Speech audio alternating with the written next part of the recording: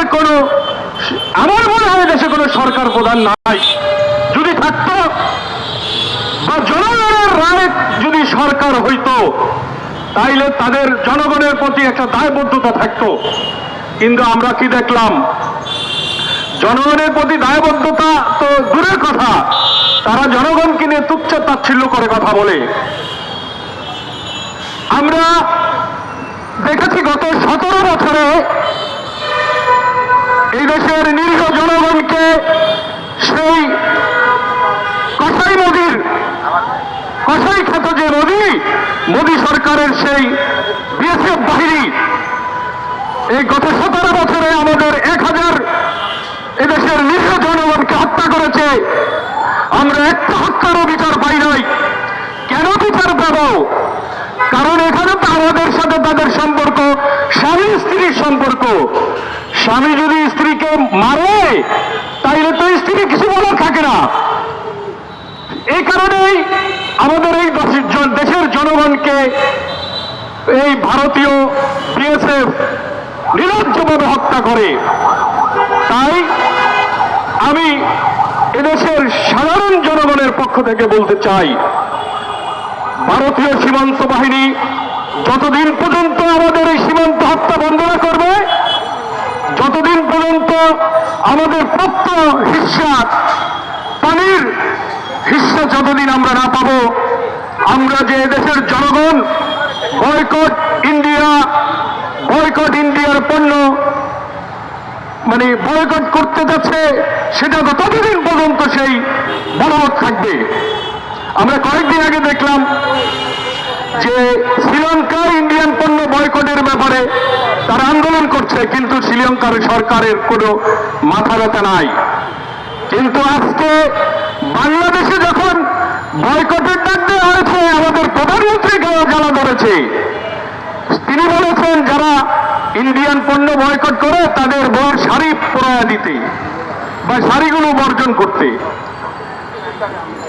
আমরা বলতে চাই সেই শাড়িগুলো আপনাদের মন্ত্রী এমপিদের জন্য রাখা হয়েছে। এদেশের জনগণ যখন ক্ষমতায় আসবে তখন আপনার এই অবৈধ মন্ত্রী এমপিরা সেই শাড়িগুলো পরতে হবে। এদেশের জনগণ সেই শাড়িগুলো আপনাদেরকে পরাবে।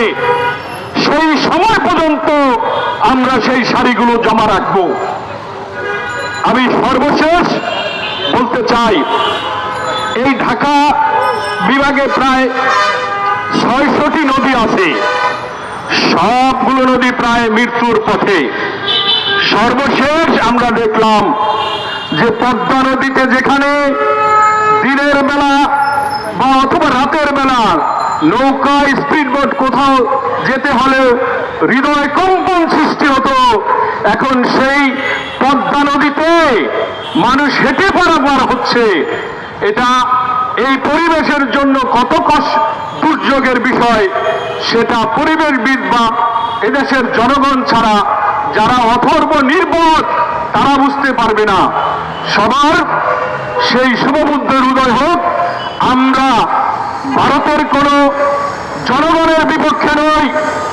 যেই ভারতের নির্লজ্জ সরকার এদেশের সরকারকে রাতে ভোট করে জিতানোর বুদ্ধি দেয়, বিনা ভোটে নির্বাচনের যে বুদ্ধি দেয় এবং ভোট ছাড়া নির্বাচনে বুদ্ধি দেয় এবং সহযোগিতা করে, আমরা সেই সরকারের বিপক্ষে আছি।